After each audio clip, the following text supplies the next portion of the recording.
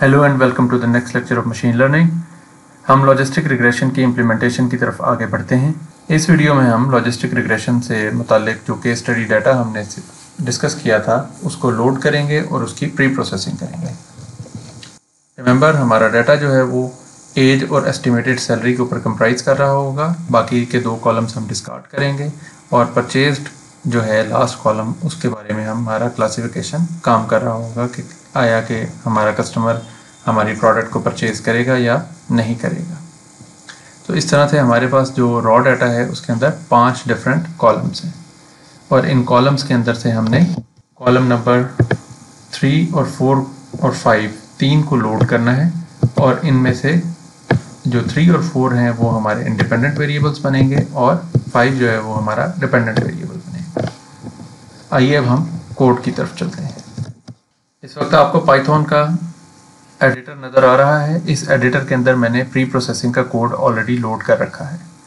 सबसे पहले हमारा जो पाथ है जिसमें कि हमारी CSV फाइल जिसमें कि रॉ डाटा पड़ा हुआ है, वो पाथ इस फोल्डर की जगह पे स्टोर होना चाहिए ताकि हमारे कोड में किसी किस्म की भी इनकन्सिस्टेंसी ना आए और उसको जो हमारा डाटा फाइल है वो ढूंढने में परेशानी ना हो। सबसे पहले हम अपनी लाइब्रेरीज को इंपोर्ट करेंगे। numpy, मैटप्लॉटलिब और pandas, इन तीनों को मैं इंपोर्ट करता हूँ। ये लाइब्रेरीज इंपोर्ट हो गई। उसके बाद अगली जो चीज़ है वो डाटा सेट को लोड करना है। हमने अभी डाटा सेट देखा 5 कॉलम्स पे कंप्राइज करता हुआ। अब मैं इस लाइन को एग्जीक्यूट करता हूँ। social_network_ads.csv इस फाइल का नाम है। इस लाइन ऑफ कोड को एग्जीक्यूट करने के बाद मैंने वेरिएबल एक्सप्लोरर को देखा तो इसके अंदर डाटा सेट मौजूद है। मैं डाटा सेट को क्लिक करता हूँ तो आपके सामने ये data set 5 columns, user ID, gender, age, estimated salary और परचेज्ड सब के सब लोड हो गए और हमारे पास पूरे 400 रोज़ जो हैं वो लोड हो गई। रिमेंबर, रोज़ जो हैं वो 0 से स्टार्ट होती हैं, इसलिए 399 पे ये कंक्लूड हो रही हैं।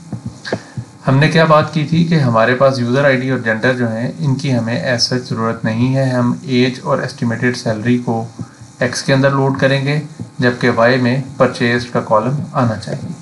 तो इस हवाले से हमारे पास जो 0 और 1 कॉलम को हम डिसरिगार्ड कर देंगे। 2 और 3 को हम एक्स में लोड करेंगे जबकि 4 को वाई में लोड करेंगे।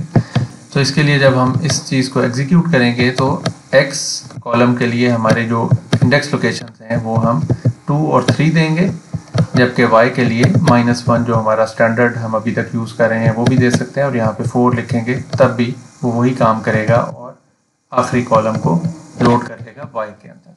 मैं इस कोड को एग्जीक्यूट करता हूँ। आप देखिए कि x के अंदर एज और एस्टिमेटेड सैलरी लोड हो चुके हैं जबकि y वेरिएबल के अंदर डिसीजन जो है कि क्या आइटम को परचेज किया जा रहा है या नहीं कस्टमर की तरफ से, वो लोड हो गया।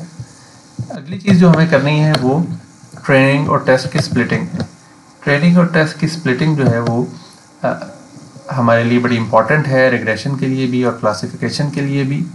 और इसके लिए हमारा जो स्टैंडर्ड कोड है उसी को हम इस्तेमाल करेंगे। हमने टेस्ट साइज़ जो है वो 0.25 लिया है। इस टेस्ट साइज़ 0.25 का मतलब ये है कि 400 के अंदर से 25% यानी कि 100 रिकॉर्ड्स जो हैं वो टेस्ट डाटा के लिए काम आएंगे और बाकी 300 रिकॉर्ड्स जो हैं वो ट्रेनिंग के तौर पे काम आएंगे। मैं इस पीस ऑफ कोड को एग्जीक्यूट करता हूँ। Here we go. हमारे वेरिएबल एक्सप्लोरर के अंदर xtrain, xtest, ytrain और ytest चारों के चारों वेरिएबल्स पॉपुलेट हो चुके हैं। तो अगर हम xtrain को देखें तो इसके अंदर 300 रिकॉर्ड्स होने चाहिए जो कि हमें नज़र आ रहे हैं और इसी तरह अगर हम xtest को देखें तो इसके अंदर 100 रिकॉर्ड्स होने चाहिए। 99 तक, 0 से 99 100 रिकॉर्ड्स जो हैं वो हमें यहाँ पे नज़र आ रहे हैं। ऑब्वियसली इस तरह की सेटिंग्स के अंदर आप देखिए कि एज और सैलरी का जो हमने पहले रिग्रेशन के अंदर भी देखा कि इन दोनों वेरिएबल्स के अंदर जो रेंजेस हैं वो बहुत ज़्यादा डिफरेंट हैं। हंड्रेड्स के, टेंस के अंदर जो है वो एज है और थाउजेंड्स के अंदर सैलरी है। तो इसको हमें फीचर स्केल करना जो है वो इम्पॉर्टेंट है। तो यहाँ पे हम अगेन फीचर स्केलिंग का जो हमारा स्टैंडर्ड कोड है उसको इस्तेमाल करते हुए हम एक्स ट्रेन और एक्स टेस्ट दोनों को फीचर स्केल कर लेंगे।